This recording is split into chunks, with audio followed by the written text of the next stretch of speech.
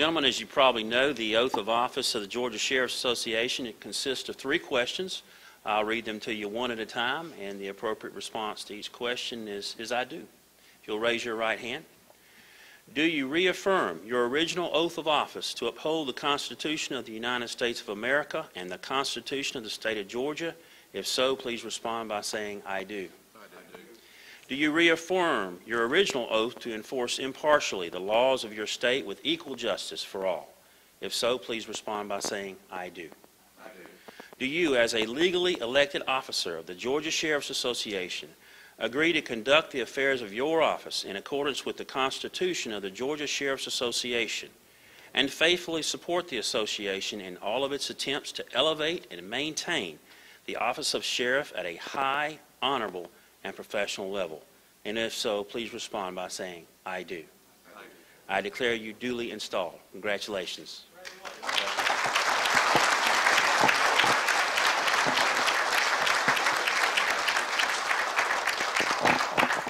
One of you older sheriffs, could I borrow some Viagra for this thing?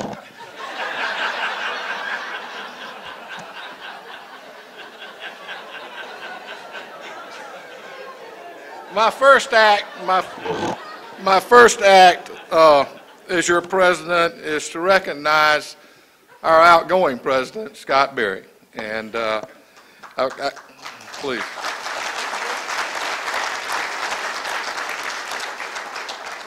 We've got a cornucopia of things here for him. We've got this.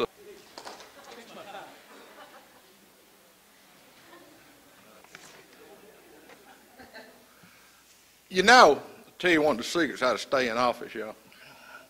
Any of y'all ever know Sheriff L.L. White in Greene County? You did, Master. I know it. All right, there's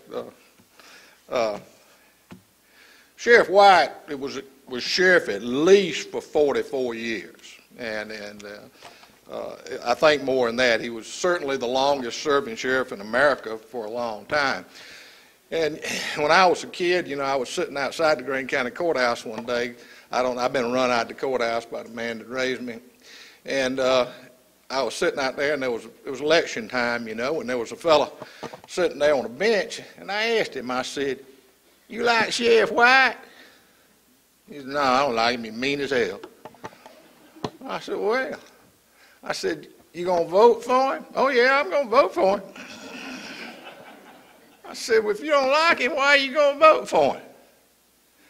Back then, you know, folks, most of y'all too young to remember, you only had nobody ran as anything but a Democrat, you know, and it was all decided in the primary. He said, "You know, that election coming in July." And I went, "Yeah." He said, "He lose, he's still going to be sheriff to the New Year Day."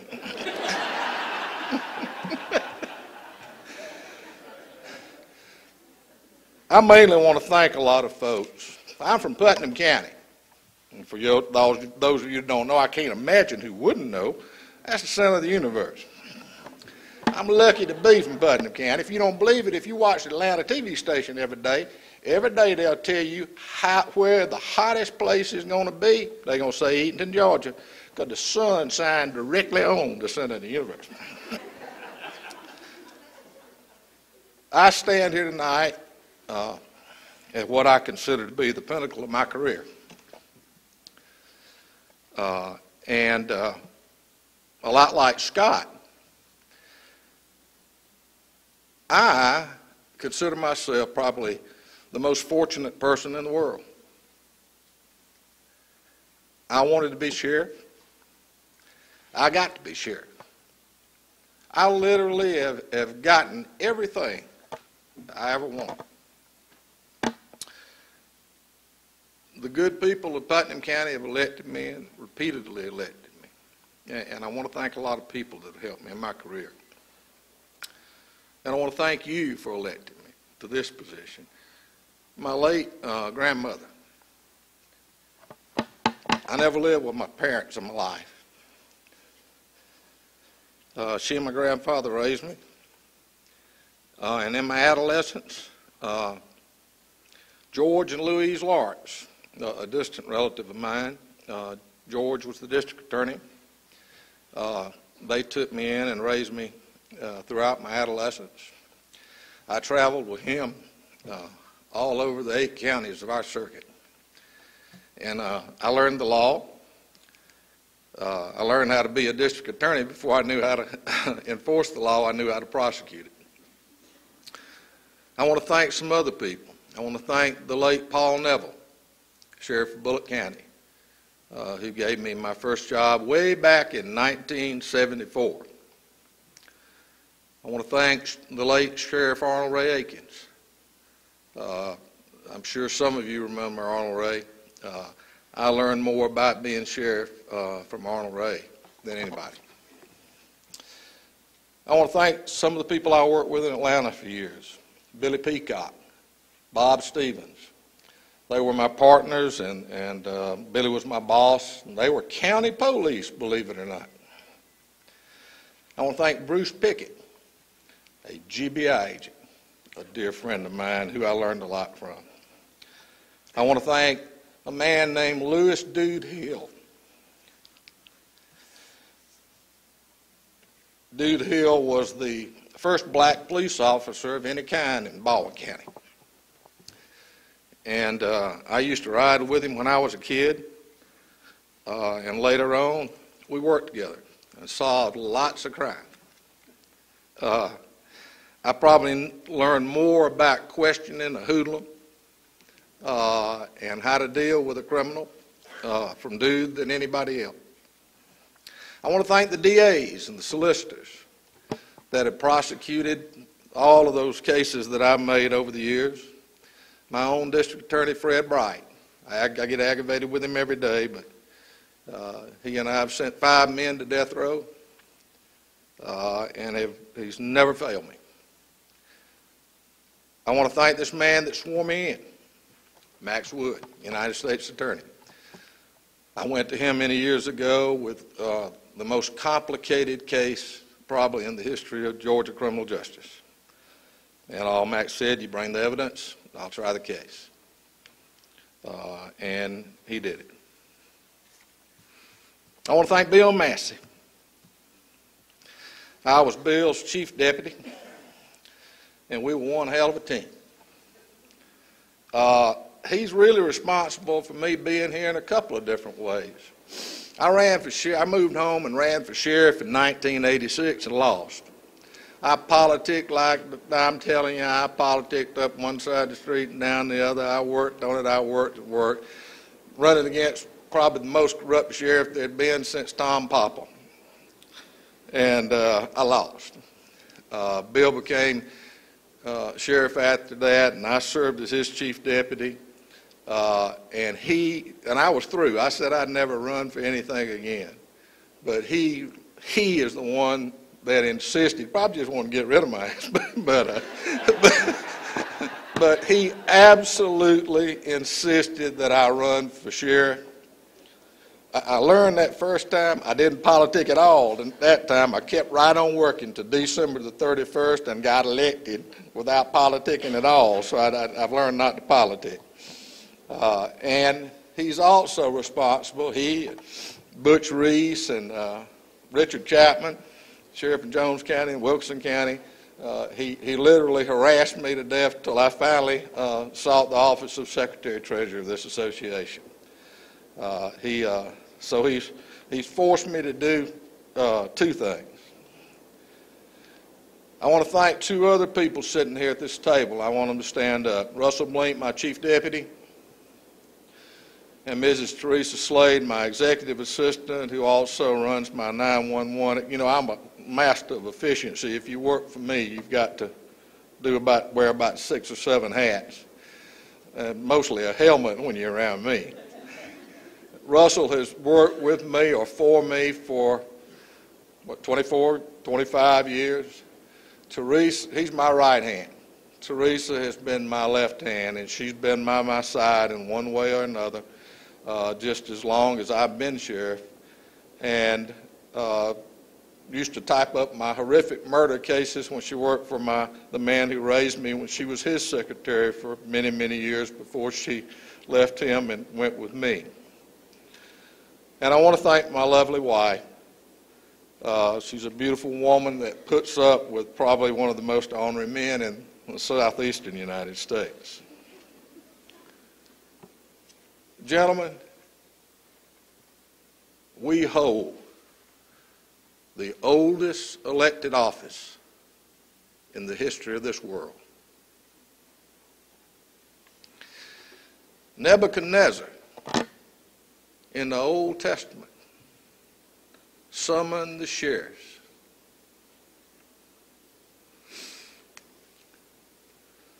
"400 years after the death of Christ, the Saxon people of feudal England elected their reeves, who evolved into the sheriffs of today.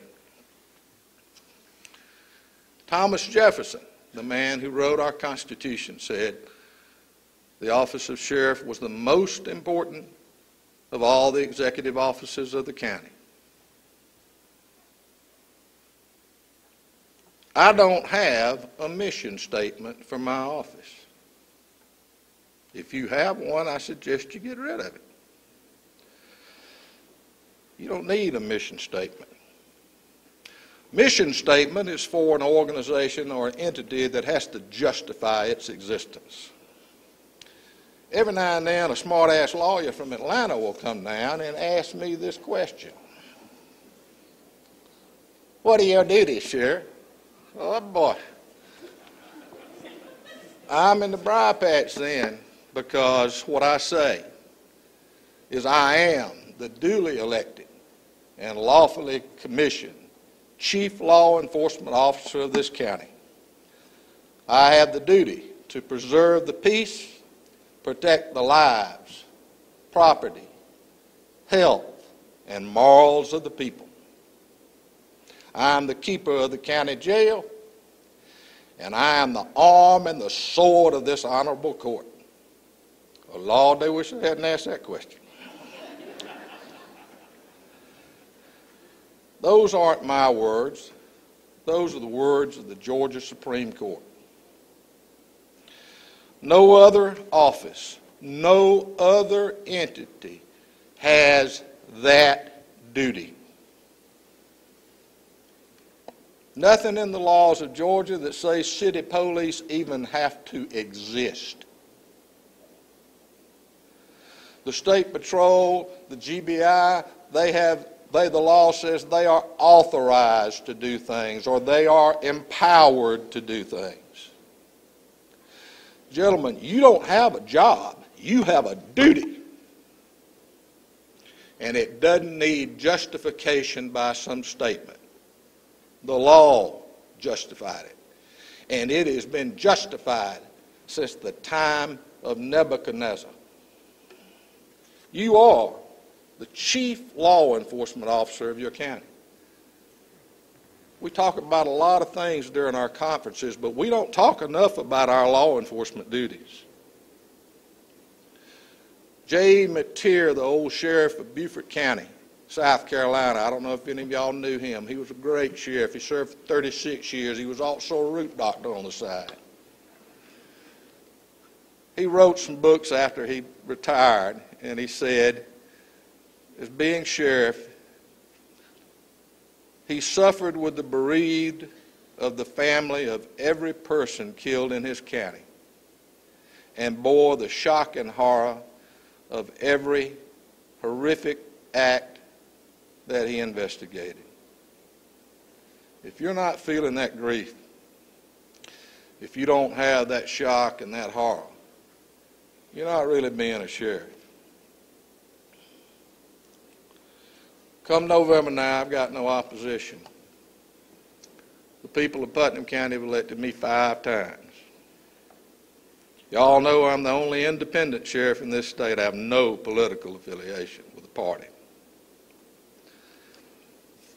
I've never had any serious opposition, and I'm skating by again. And how is that? How is that? They want you to protect them. They want you to enforce the law.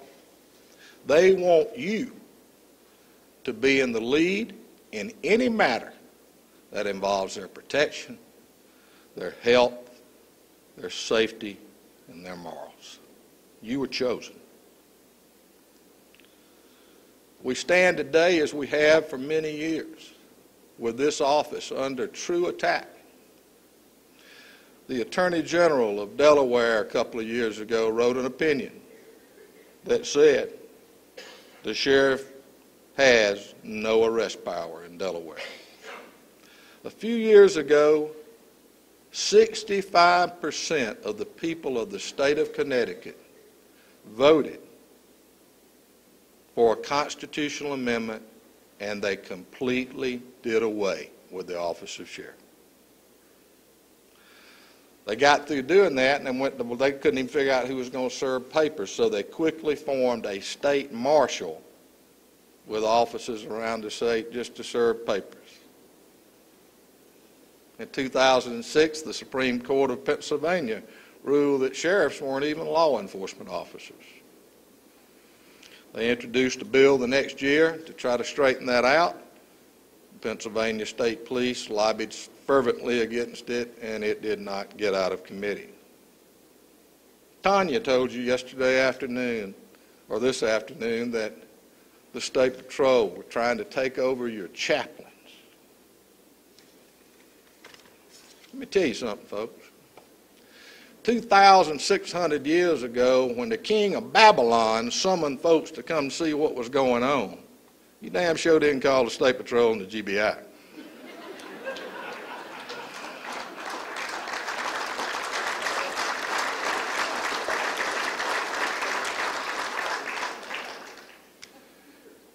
If we don't take the lead in public safety, we will suffer the fate of the dinosaurs. The dinosaurs rule this planet, most powerful creatures on it. Nobody knows what happened. Somebody says a meteor hit. Other people think that they failed to adapt. We've got to adapt, and it's going to be difficult. It's going to be a challenge. It's going to be hard.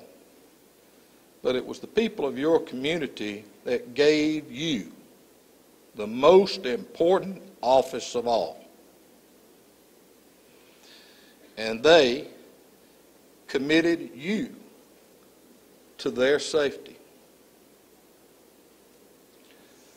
About 10 or 12 years, I don't know how long ago it was in the middle of some of the New Orleans crisis, long before we had a trial. I was having a hard time one day. And my chaplain at that time was the Reverend Kenny Dees. He was a great chaplain because he'd gone to undergraduate school in Emory and had a business of his own for many years and didn't go to the seminary until he was in his 40s. And I knew him, of course, personally, and he was far more liberal than many Methodist ministers. But he came by one day, and my office was open, and I was really having a hard time that day. And he walked in, and the first thing he did, he picked up one of my Lucky Strikes. He'd quit smoking the year before, but he somehow continued to smoke my cigarettes in my office. He walked back to my closet and looked on the top shelf to see if there were any spirituous fluids there, which he occasionally would take part in, and none were there. He walked back out in front of my desk and he said, "What's wrong?" And I told him. And he grabbed up a little piece of paper and he scribbled this down. And this is what it said. Handed it to me, put another Lucky in his pocket, and walked out of the office.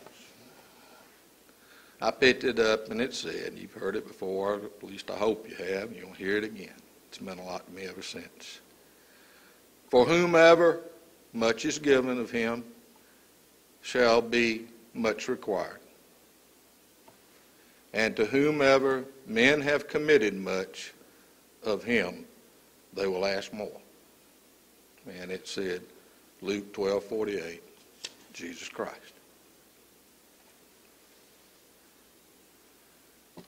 I implore you, gentlemen, lead, don't follow.